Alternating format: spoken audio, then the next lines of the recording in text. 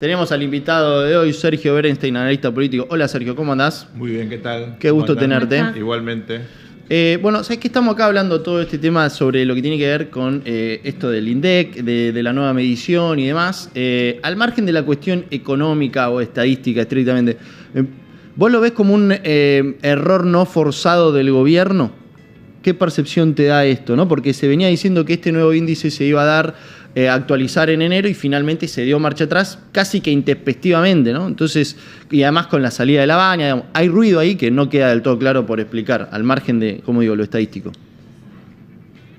Un colega nuestro, Enrique Sewatch, que es un genio, y aparte hincha de River. Bien, eso habla muy bien. Habla muy bien de no sabía, pero lo felicito.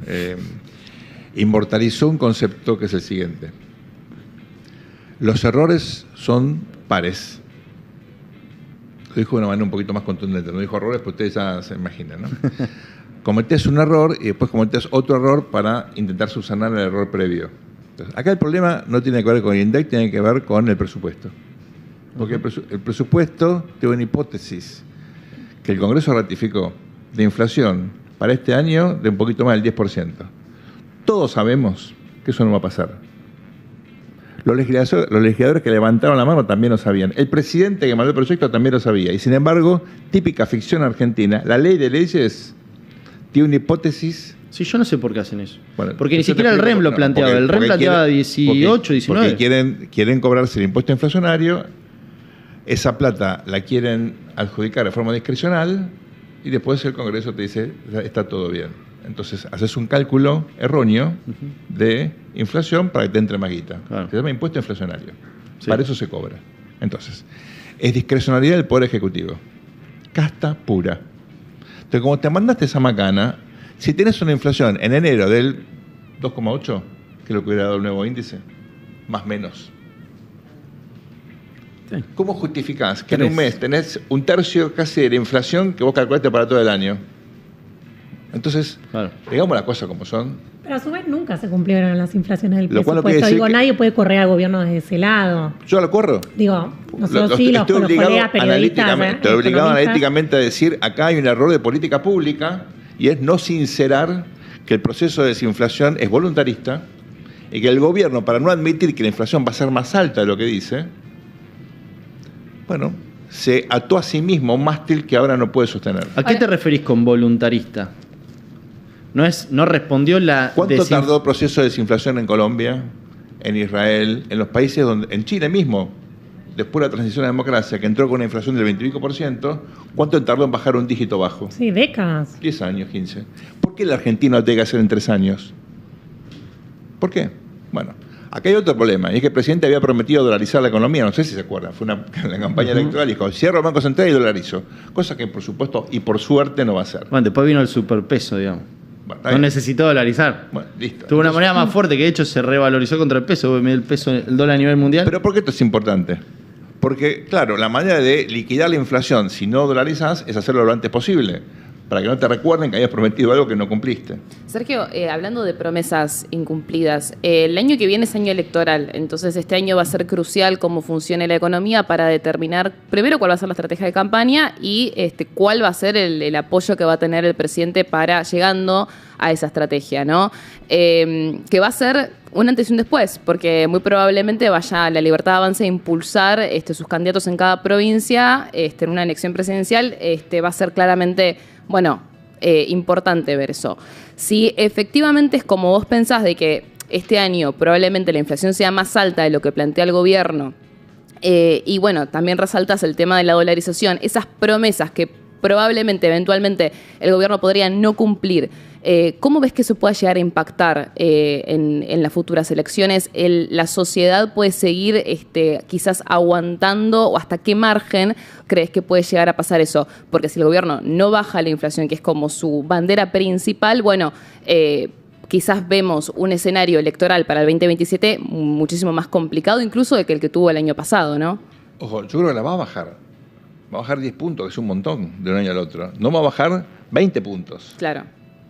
Que es algo medio utópico, ¿no? Como que las proyecciones no van a ser, o sea, son demasiado ambiciosas, pero como va a ser lo suficiente... Por ejemplo, ¿REM qué te dice? Más o menos 20. Sí, están 20.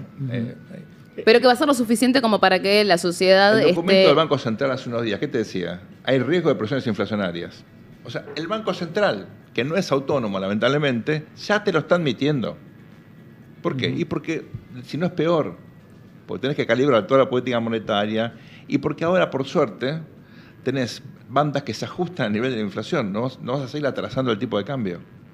Entonces, hay temas que el gobierno prefiere no plantear. Y yo le doy un montón de méritos, un montón de méritos. Porque prefiere manejarse con un grado de discrecionalidad a la hora de, como todos los gobiernos anteriores, alocar el gasto público. Ahora, todo esto me da la sensación que le da letra a los cucas, digamos, ¿no? Acá, tan felices del error no forzado. Tan felices del error no forzado del gobierno. Movió ¿no? la mano, capaz que te incluyó. No llegué hasta ahí, no te preocupes. Va, no sé. Pero tan felices, digamos. Hoy está así, Datelli, pero bueno. No estoy feliz. Simplemente feliz. Te marco algo que me parece que va completamente en contra de lo que sostiene este gobierno. Aparte que vino anunciando, ¿cuántas veces vino anunciando que el índice de precio a partir de enero, que iba a marcar la realidad, que iba a ser mejor, y de repente, porque va a dar un poco más, no lo hago, y lo postergo los 7 meses. Como va a dar más bajo, ese era el problema, que iba a dar mucho más bajo, entonces no iba a ser creíble. La macana de Moreno en el INDEC, todo esto hubiera pasado a cuarto plano, no hubiera aparecido en los medios. Coincido. El drama es ese. Lo que pasa es que problema de credibilidad sistémico en la Argentina, no solo por el INDEC, pues le falteaste 20 veces la deuda, hiciste un desastre regulatorio y encima tongueaste los datos del INDEC. Tenés juicios todavía por los bonos ajustados por el crecimiento. Ahora está el riesgo de meter la pata y tener juicio por el SER. ¿Se imaginan más litigio por los bonos ajustados por SER ahora? Sí. Un quilombo. Claro, lo que pasa es que quien critica no tiene ningún tipo de legitimidad, porque han formado parte de un gobierno que intervino el INDEC. Tenés legitimidad. Pero, ¿sabes cuál es la diferencia? Que cuando se intervino en aquel momento, lo que hizo es cambiar abruptamente la tendencia de la dinámica inflacionaria. Acá es cambiar milésimas que no te cambian la tendencia de largo plazo de la inflación. Si vos mirás, como dije, nos mostraba Guzmán, mostraba de que iba a ser parecido al índice de Cava. Y la tendencia del índice de Cava, si se hubiese hecho la de Nación, hubiese sido igualmente abruptamente a la baja. ¿Por qué no lo publicaron entonces? Bueno, no lo sé, estoy diciendo que yo no voy a defender eso.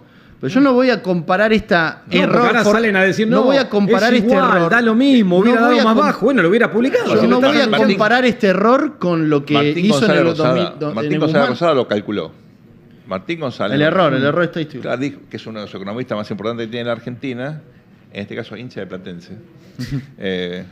Lo conozco, fue docente mío en Ditela. Un gran tipo, un gran tipo en todo sentido porque mide como 2 metros aparte. Calculó esto y le daba 2,5 para todo el año pasado. Es decir, con la metodología nueva, calculando el IPC del año pasado, le daba 2,5 más. Es decir, la diferencia era absolutamente marginal. Bueno, pero por ahí daba cerca de 3 o 3, y eso pegaba... Es número maldito, 3 no. Si empieza con 2 está mal, pero no tanto, ¿no? Y es que ya con respecto al 1,4 de mayo ya es más del doble, ¿no? Pero déjame contestarle a ella la pregunta electoral, que yo creo que es crítica, ¿no? No me quiero ir por las ramas. Primero, en Argentina hay algo muy importante y es que el gobierno no tiene oposición. La oposición está totalmente fragmentada, no tiene liderazgo, pero más importante no tiene ideas, no tiene narrativa, no sabe por dónde pegarle, si pegarle por derecha, por izquierda, no sabe. Entonces, la falta de oposición hace que el gobierno no tenga hoy, la verdad, con quién confrontar. El riesgo Q, que es inexistente. Cuando vos mirás la popularidad de los dirigentes kirchneristas, es muy, muy, muy baja. Es altamente improbable que un dirigente kirchnerista hoy, con esas ideas, pueda ser un candidato competitivo el año próximo. Lo dijo Pichetto en el reportaje de Clarín. Dijo, si Axel quiere ser candidato, tiene que cambiar de visión. O sea, tiene que dejar de ser Axel. Bueno, entonces, en ese contexto, la verdad que el gobierno tiene margen para cometer errores no forzados sin que nadie lo capitalice. Claro. Ahora, esto es malo para la Argentina, porque sube el riesgo del país y lo pagamos todo. Sí, igual, ¿no? El margen hasta cuándo, ¿no? O sea... Bueno, claro, ¿puede ocurrir? Esto es nulo, digamos, porque vamos a ver en el índice de confianza del gobierno y más. ¿Algo de esto puede imprimirse para vos o o es irrelevante? Porque decíamos, el mercado lo tomó como un non-event. El dólar se mantuvo estable, los CER de hecho subieron. Más o menos. No me relaciones la caída de la suba del riesgo país, que está bien, más o menos. Pero no estás viendo el mercado internacional. Lo que yo te digo es una cosa, pero a los dos, ¿no? Digo, a ver, suponete que daba 3. Vamos a laburar bajo esa hipótesis. Daba 3, clavado. ¿No era más sano decir, cambiamos la canasta, ahora explicar, la ponderación es esta, da 4 dígitos más que el último dato y a partir de ahora esto indica mejor? Que hacer este quilombo, que te renuncie el titular del organismo. Digo, ¿no era mucho más sano hacer eso? Sí, yo no voy a defender eso. Yo no voy a defender que estuvo bien. Yo desde el primer momento dije que es un error no forzado. Algo está, lo puedes ver en mis redes. Hubo un error. Sí. Y falta comunicar el por qué. Ahora, que de eso nos derive en un proceso de divergencia en la dinámica inflacionaria o que la inflación pasada fue inexistente o que ahora está, como dice Oro, el INDEC caputo, déjame de hinchar. Seamos serios porque no es verdad. Mañana hay una nota de Wall Street Journal sobre este tema. Vamos a ver cómo evoluciona el mercado. O sea, para arriba, para abajo, es irrelevante. Ese Wall Street Journal, todo el mundo lo lee. No es Bloomberg, no aparece en las pantallas, pero todo el mundo lo va a leer.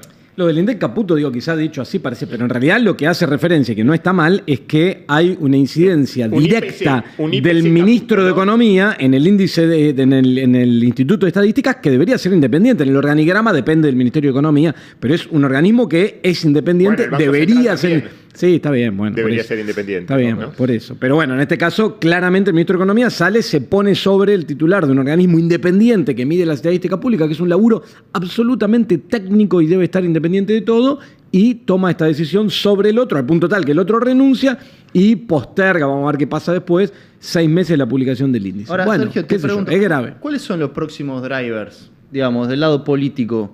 Ahora va a arrancar otra vez el Congreso, será la reforma laboral o las reformas que pide el mercado. También otra cuestión que te quiero preguntar, este año de elecciones en Estados Unidos, ¿cómo impacta eso contemplando la alianza cercana que tiene con Trump? Si a Trump le va mal, ¿nos pega a nosotros? Sí. No voy a contestar a esa pregunta porque no tengo la menor idea, pero sí déjame testear algo. Yo tenía que preguntarlo, perdón. No, bueno, esto es especulativo, pero sí quiero testear algo con ustedes. Los gobiernos muchas veces son capaces de responder las demandas iniciales de sus votantes. Muchas veces. ¿No? Por ejemplo, Néstor respondió muy bien a la demanda de recuperación del empleo. Muy bien. Venía recuperándose antes, no importa. Venía con un viento de cola. Quiera, pero él esa demanda la pudo responder. Se recuperó el ingreso. Pudo llenar ciertos casilleros con cosas positivas. Muchas veces esos gobiernos que tienen éxitos iniciales son incapaces de ir reinventándose para responder a las demandas de la población que son a veces consecuencia de los éxitos previos. Las famosas demandas de segunda generación. Exactamente. Entonces, estás tan atado a los éxitos iniciales que no respondes a lo siguiente. Cuando te pasa eso, estás generando oportunidades para que venga alguien y te critique. A veces es interno tuyo, a veces es de afuera, no importa, pero digamos, es un error del gobierno no poder evolucionar par y paso la evolución de las preferencias subyacentes de la sociedad. ¿Por qué digo esto? Yo lo que veo que este gobierno no se adapta a los cambios que la propia sociedad argentina ha tenido en los últimos 2 años que han sido importantes. ¿Cuáles son esas? Por ejemplo, hay una preocupación lógica por el nivel de actividad, porque está planchado. Se hizo torta la recaudación, en parte por la caída de las retenciones, en parte porque la actividad no levanta. ¿No? Bueno, ¿hay alguien pensando en darle un estímulo a la actividad económica? No. Si la tasa sigue alta, sigue el carry, quieren seguir con la dinámica de desinflacionar a costa de pinchar el consumo, bueno, puede ser una estrategia que yo no la critico porque me supera para bajar la inflación. Lo que digo, esto tiene costos significativos, por la actividad económica, porque te crece el empleo informal y no el formal, porque se te están cayendo algunas empresas. Sí, pero yo no estoy seguro que no quieran dar respuesta. O sea, quiero decir, arrancando de una economía cuasi hiperinflacionaria, para llevarla a las inflaciones que tenemos, tenés que recesionar. O tenés que, digamos, hacer política contractiva. Sí, pero seguimos con 30% de inflación. Estamos de acuerdo. Éxito. Es lo que digo yo. Ahora la demanda... Bueno, tenés que hacer un clic. ¿No ves que la sociedad tenga demanda? Te voy a hacer una metáfora vieja. Perdón, vieja porque Subeldía inventó el córner al primer palo. Durante mucho tiempo, Estudiantes era el único equipo que tiraba el córner al primer palo. Ganaron la Intercontinental con el córner al primer palo. Sí. Bueno, al final todos aprendimos que el córner al primer palo tenía por un tipo marcando al primer palo y ya esa estrategia no te sirvió más. Entonces te tira el córner cambiado. Bueno, tenés que adaptarte a los cambios porque lo bueno que hiciste en un momento, el rendimiento marginal de las buenas medidas es decreciente. Como todo en la vida, no puedes hacer siempre lo mismo y esperar que te vaya igual o mejor. También, pero vos no ves que a la gente le importa, por ejemplo, lo que sí está impulsando el gobierno ahora, que es, por ejemplo, la reforma laboral, la baja de imputabilidad. ¿Vos no ves que haya repercusión en la sociedad por esos temas? Porque entiendo que decís como que está desactualizada la agenda de las necesidades de la sociedad. ¿Esto para vos no ves que...? Bueno, estamos haciendo otro sondeo con D'Alessio para publicar ahora la semana que viene en El Cronista, pero en principio, no puedo darte los datos, en principio la gente... Un poquito un spoiler. Bueno, la gente no... Reforma laboral es un tema trillado en la Argentina que siempre terminó mal por diferentes motivos. Hay mucha gente que cree que es necesario, no se comprenden los objetivos de la reforma, la verdad. Cuando preguntas a la gente, ¿vos sabés en qué consiste? Te dicen, no. El gobierno no comunica eso. Eso te iba a preguntar, ¿qué aspecto de la reforma ves que tenga como más repercusión? Bueno, depende de lo que salga, todavía se está discutiendo. De lo que se propuso, digo. Es que no sabemos qué se va a salir, qué se va a aprobar. O sea, la ley todavía no está. Hay una propuesta del Poder Ejecutivo que va a ser debatida en el Parlamento, veremos qué es lo que sale del Senado, si cambian diputados o se ratifica como está, puede volver. Pero viste que desde que se propuso, que fue hace 3 meses, en principio hubo como una idea de que los gremios iban a hacer un ruido que un poco más fue un espasmo. Negociaron con los gremios, estuvieron bien. Y que al final ese tema quedó completamente planchado. Después se comió el debate de la reforma laboral, el tema del impuesto a las ganancias, de la baja de la alícuota de ganancias por la presunta demanda de los gobernadores para aplazar esta medida. Sí, está bien. Ahora, el gobierno hoy dice que no va a cambiar el capítulo fiscal, que no se va a tocar y que van a ir al recinto así con el texto como está. O sea, aunque pierda, aunque se cae, si se cae, dicen, ya fue. Esa estrategia, ¿vos la ves como que va a funcionar? También en línea con lo que mencionabas recién de que no tiene oposición, entonces ¿qué margen tiene la posición de oponerse, no? Si yo fuera un abogado de la CGT estaría feliz, porque el gobierno está a punto de cometer un error que le permita a la CGT luego ir a cualquier juez y decirle, mira, acá hubo un cambio tributario que entró por el Senado. La Constitución dice que tiene que entrar por la Cámara de Diputados. Sí, eso es un debate que se dio, me acuerdo, cuando se presentó. Bueno. Pero hay también... Cualquier constitucionalista te dice esto está mal. ¿Para qué ponen un capítulo tributario en la reforma laboral cuando el gobierno prometió enviar una reforma tributaria al Congreso? Meterlo en la reforma tributaria. Es un capricho. Yo creo que lo hacen para negociar, la verdad. Y un juego de la gallina, hasta el último momento, saco el capítulo tributario, mira qué bueno que soy. Bueno, y van a conseguir los votos. Igual eso no parece ser la estrategia, al contrario, te diría. Hasta ahora, bueno, si estás negociando, te hay que parecer que vas a fondo, ese es el juego de la gallina. Vos acelerás, vos lo ves como una estrategia que es positiva en ese sentido, como decir... Yo creo que van a frenar por ese lado. Pero entonces, ¿qué va a salir de esto? La cuestión de las indemnizaciones, que están bien. Alguna flexibilidad que tenés que darle a las pymes para que puedan hacer acuerdos que tengan lógica respecto de su tamaño. Tiene que haber alguna lógica regional. Una pyme en Salta o en Jujuy no tiene la misma lógica que una pyme en Centenario, donde vive mi hermana, en el medio del corazón de la explosión de Vaca Muerta. Son cosas diferentes. Es un país demasiado grande, demasiado diverso, heterogéneo y con realidades económicas distintas, como para que el mismo sector en dos lugares diferentes pueda negociar otras cosas. Entonces, no digo negociar por empresa, porque eso sería un caos, y aparte es muy difícil hacerlo para el sector privado. Tenés que tener alguna lógica de coordinación, pero digamos, es una ley que tiene que adaptarse a la realidad del mercado de trabajo. La Argentina no crea empleo formal, decente, desde el año 2011. Bueno, acá hay un problema estructural. La ley no lo va a resolver solamente. Precisás inversión, precisás que la economía vuelva a ponerse en movimiento, pero es un instrumento fundamental y una señal de que avanzás en el camino de las reformas estructurales. A propósito, el presidente dice que ya implementó 14.000 no sé cuántas reformas estructurales, no hizo ninguna. Digámoslo. Una cosa, cambiar el decreto de regular el tráfico aéreo, que está perfecto, o cambiar la patente, esas cosas tan bárbaras, no son reformas estructurales, son pavadas, marginales, que tienen que ver con una concepción de prestatista ridícula, que el gobierno está cambiando y está muy bien. Reformas estructurales, dice el texto de reformas estructurales, que está ahí 20 cosas escritas más, no hizo ninguna. Pero laboral, no tributaria. No tenía los votos. No importa, que no diga que son reformas. Ni siquiera se anima a debatir la más importante fiscalmente, que es la reforma previsional. Que es la primera que había discutido. Porque con el actual sistema, que está quebrado por las locuras que se hicieron en los últimos 25 años, yo creo que, siendo coherente, la privatización del sistema de la FJP también fue una locura, porque generó unos costos ridículos a la administración. Lo cierto es que, hiciste pelota el sistema jubilatorio. Hacer una buena reforma jubilatoria, que es la más importante de los fiscales. Bueno, no. Pero ¿tiene sentido hacer una reforma previsional sin antes tener saldada esta deuda que ve el gobierno con la cuestión laboral? Sí, es la más importante. Vos pasás la edad jubilatoria a 68 y Argentina cambia completamente. El riesgo tiene que caer a 300 puntos básicos. Te digo en serio. O sea, es la reforma más importante que tiene que discutir la Argentina. No la discuten. ¿Por qué? Y no quieren decirle al electorado que... Imagínate a las mujeres que pasar de 60 a 68 en la edad jubilatoria. Te matan. Bueno, todos los países que discutieron esto tuvieron costos políticos altos. Es la reforma estructural fundamental. No se discute. 14 toneladas de piedra, máquina. Bueno, sí, en este nuevo mundo, en 8 años el empleo. Bueno, tenés que tener los huevos para dar los debates. Porque te votaron para resolver este gran quilombo que es la Argentina. Bueno, tenés que dar los debates. No te escondas. ¿Cómo? Sí, Flo, ibas a preguntar. No, que una info que en el gobierno lo que te dicen es el impacto de las reformas previsionales lo tenés en varios años y es muy negativo políticamente. Yo coincido con vos que es una urgencia. Vuelvo un segundo al tema que decías de qué es lo que le interesa a la gente hoy y mencionabas la actividad, que por ahí uno cuando se sienta con empresarios y todo, es el tema hoy. Obvio. Dice, ni me bajes impuestos, dame algo de actividad económica. Claro. Ahora, a mediados de febrero hay una reunión, la Unión Industrial Argentina, el ministro de Economía, Luis Caputo, se va a hablar, se van a llevar propuestas.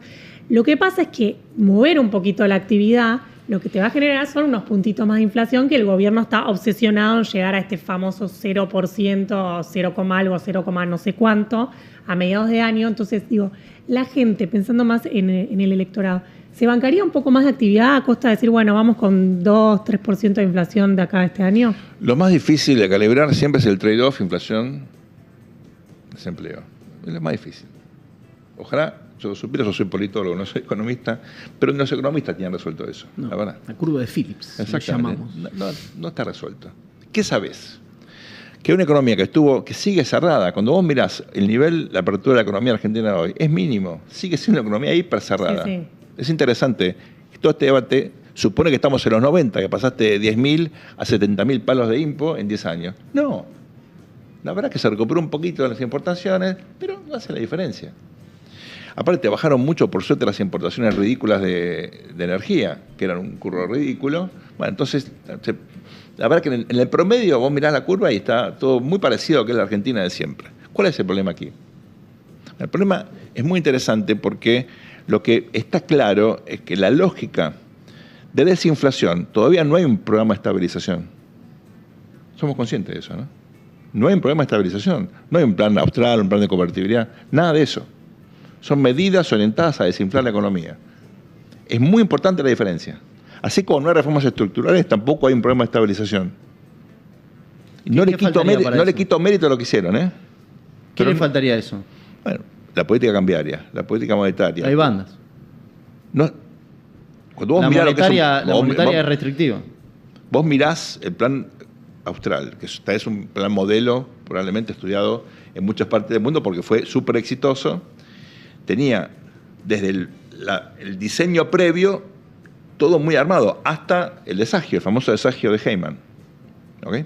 El plan de convertibilidad, que ahora venía estudiando de inflación desde que tenía uso de razón, era un programa muy sofisticado, donde las reformas estructurales estaban calibradas para poner en valor justamente la desinflación generada por la convertibilidad. Y la economía rebotó a los pedos. Yo justo me estaba yendo a estudiar, ¿no? El año 91 había empezado recontrajodido, todavía por ahí para el 90, y fue una B corta que fue infernal. Como yo me estaba yendo en agosto del 91, todos mis amigos estaban consumiendo los pavotes y yo estaba haciendo la valija. Digo, ¿me pierdo la fiesta ahora? Pero hubo un cambio de modelo en eso. Bueno, ahora no, ese es el punto que estoy haciendo. Ahora hay un gradualismo extremo. Hay bueno, vamos a decirlo. O sea, acá no hubo un cambio de modelo en la estructura económica argentina, digamos. No. Seguimos siendo lo mismo de siempre. Lo voy a decir técnicamente, son escenas del arretismo explícito lo que estamos viendo. ¿Por qué? ¿Cómo sería eso? Salida del cepo gradual, ¿no? Muy gradual. Apertura de economía mínima, en algunos sectores, de a poquito, ¿no? De regulación, bueno, sí, de a poco. Reforma laboral. Prometemos ¿tienen margen? Digo, la pregunta es, ¿tienen margen? Reforma laboral y a poquito, reformita laboral. Pero no le dio el tiempo al gobierno para todo eso. Yo digo. O sea, vos, si vemos desde el punto de partida, ¿no? O sea, privatizaciones. ¿Cuántas privatizaciones? Una. Está bien. Yo no estoy criticando, lo que digo es súper gradual, muy prudente. O sea, la retórica parece que está cambiando el universo. En la práctica, no habla mal del presidente, es muy prudente, muy pragmático, pero bueno, digamos las cosas como son, no caigamos en la lógica narrativa de suponer que es una revolución libertad. No pasa eso. Ahora, la pregunta es, son prudentes porque, a ver, cuando no lo fueron con el dólar, ¿no? Bajaron mucho la tasa, después se le subió mucho el dólar. ¿Qué harías vos? O sea, son prudentes con el cepo también porque, nada, si abren el cepo para las empresas, todavía no tienen los dólares suficientes. ¿Cómo lo manejarías en estos 2 años que quedan? ¿No? Hay una cuestión de causa-efecto. Alguien te puede decir, no tenés los dólares porque sigue habiendo cepo. Si sacas el cepo, bueno, obviamente es más fácil que entren dólares que ahora, ¿no? Imagínate que tenés el RIGI, que es un régimen muy, muy favorable a las empresas, y hasta ahora tuviste anuncios por 25.000 palos. Habían prometido 70. Lo del cepo, discúlpame, está directamente vinculado otra vez, como todo, a este capricho llegado a un punto de desinflación a cualquier costo. Exacto. Porque en realidad podrías tener mayor ingreso de dólares, y además tenés una herramienta que es, antes que hablabas de las elecciones en Estados Unidos, el vínculo con el gobierno de Trump, en particular con el Tesoro norteamericano, que te daría una posibilidad de decir, bueno, no tengo las reservas necesarias para poder defender si yo libero más ese mercado cambiario, pero sí tengo la amenaza latente de que el dueño del circo está ahí atrás y puede intervenir como ocurrió antes de las elecciones. Y entonces eso les podría dar margen a decir, libero que se acomode el tipo de cambio y que me entren genuinamente más dólares. Intervino antes, pero después se corrió el Tesoro, ¿no? Sí, bueno, por eso. Entonces, bueno, no sé, vos decís, no es tan real ese vínculo. No, es real. El Tesoro dijo, anda al mercado. Yo no. Se corrió, chau, yo no. Que te ayuden otros. Pero eso es lo que tenía que hacer. Sí. Porque aparte tenía una presión interna muy fuerte. Claro. Estaban haciendo un bailout con la Argentina. Y dijo, no, mira, yo ayudé puntualmente, gané guita, y ahora que vuelvan al mercado y lo resuelvan ellos. La pregunta es por qué Argentina no vuelve a los mercados. Por lo menos por ahora, ¿no? Yo creo que... había prometido que iba a volver Caputo, ¿no? Sí. Caputo prometió vamos a volver al mercado, ahora dijo no vamos a ir al mercado. Bueno, ¿no? la idea esta de generar más demanda de títulos públicos emitiendo poco, lobeando, pero pagando... A mí no me parece... Me parece muy bien pagar los intereses con superávit. No estoy criticando, al contrario, me parece sano, ¿no? Pero creo que hay una autocrítica para hacer, justo ahora que viene la misión del fondo, que es una misión muy importante. ¿Por qué la Argentina incumplió, a días de haber firmado el acuerdo con el fondo, el compromiso de meta de reservas? Porque eso tuviera generado más actividad económica. Precisamente porque hubiera generado un par de puntos más de inflación, pero vos firmaste en abril del año pasado y en mayo ya incumpliste. Bueno, incumpliste con diseño. O sea, sabías que ibas a incumplir. Sí. ¿No? Una vez más, siguiendo la larga tradición de incumplimientos con el fondo, nunca un gobierno argentino cumplió un acuerdo con el fondo, jamás. Tampoco ¿eh? Yo creo que llega la semana que viene, va a ser clave. Va a ser clave esa visita. Sí, la visita del fondo. Y incumpliste por lejos, no es que nada, por poquito. No cumpliste el acuerdo con el fondo en materia de reservas. Claro, sí. No lo cumpliste. Pero no era importante esa meta. Yo creo que sí. ¿Cómo no? Sobrecumplió la cuestión fiscal. Yo creo que fue fundamental la cambiaria. Es que el gobierno no lo decía porque no lo decía de esa manera, porque decía ese acuerdo fue en un acuerdo antes de que el riesgo país esté en niveles mucho más altos respecto de lo que es. Pero eso fue un problema del gobierno, subir el riesgo. Y sin acceso al mercado, sin la posibilidad de rolear.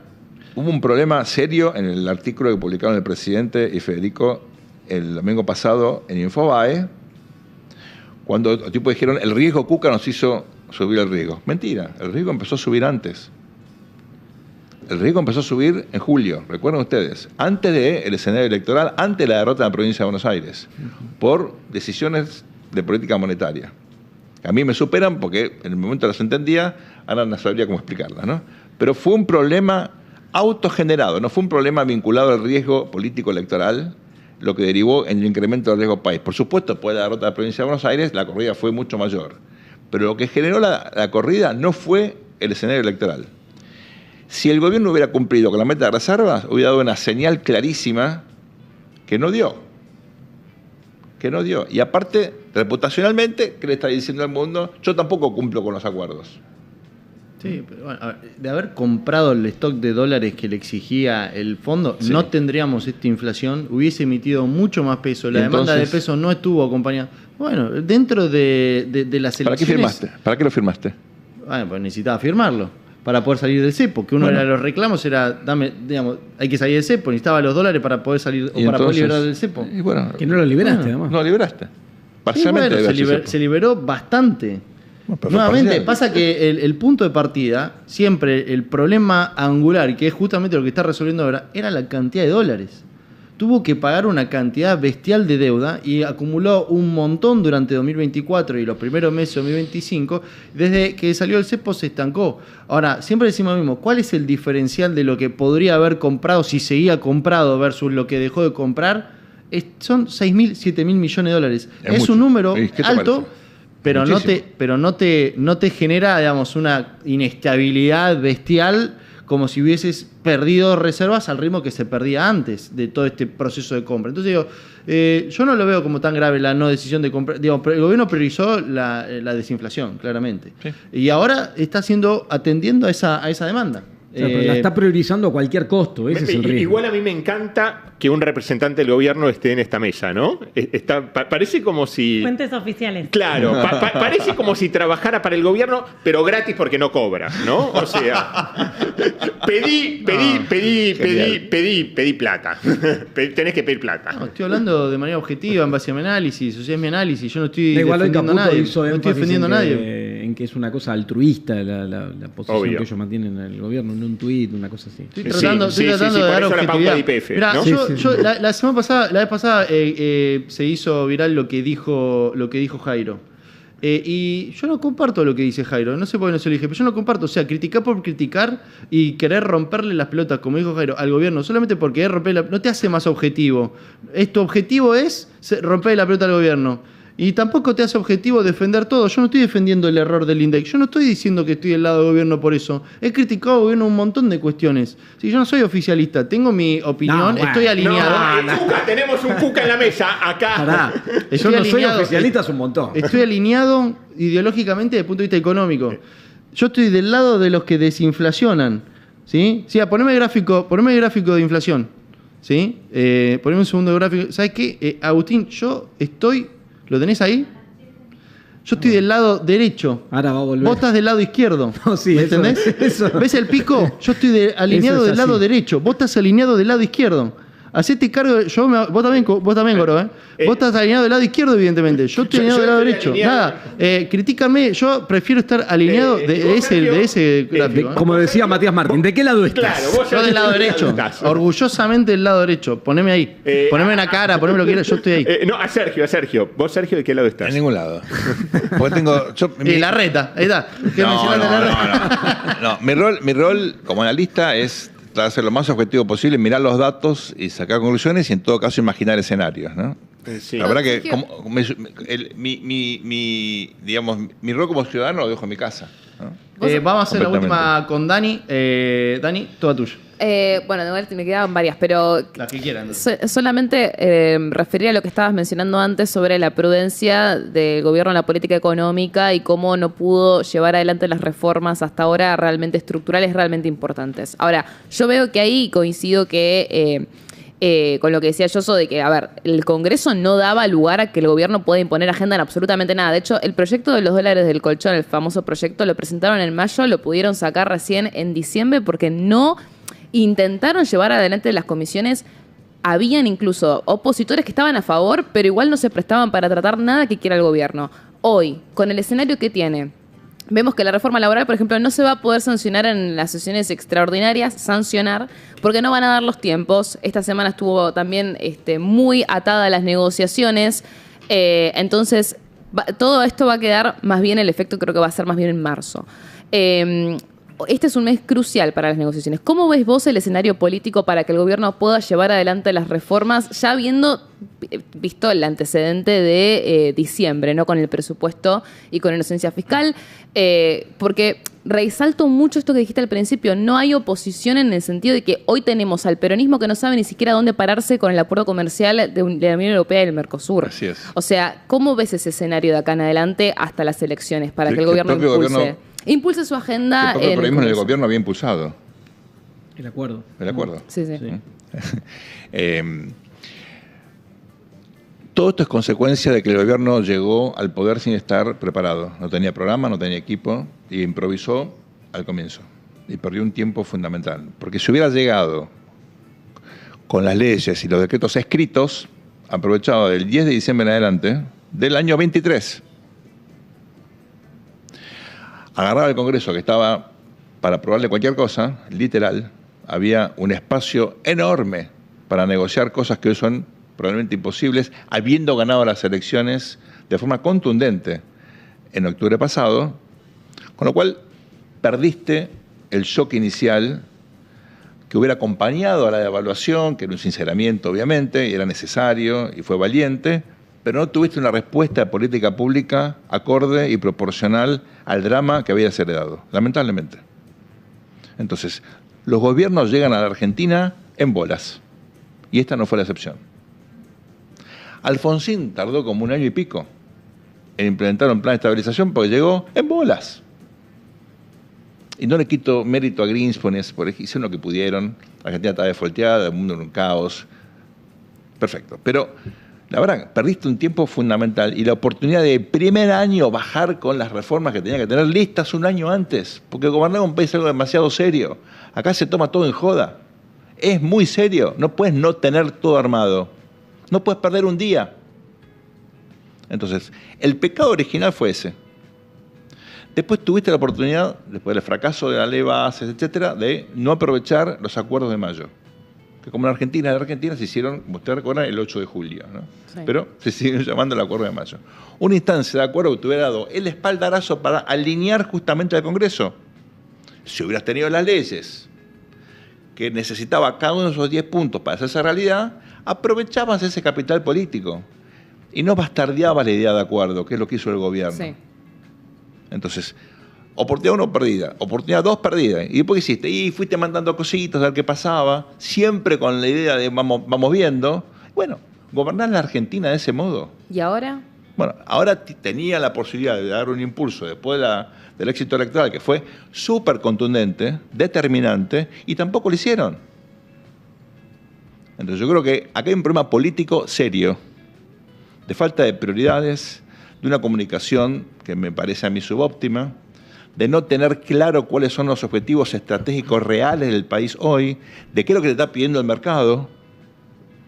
Entonces, tenés un genio de las finanzas como Toto, a otro tipo que es genial como José Luis, y la van llevando, y bueno, y hacen lo que pueden, ¿no? Pero falta estrategia. Falta una política económica integralmente diseñada, falta un plan de estabilización bien pensado, y esta sociedad que se adapta a todo porque es muy resiliente la va llevando, pero en algún momento la gente se pudre. ¿Ves que Milei vaya a reelegir igual? Hoy no tiene ningún obstáculo, pero falta un montón.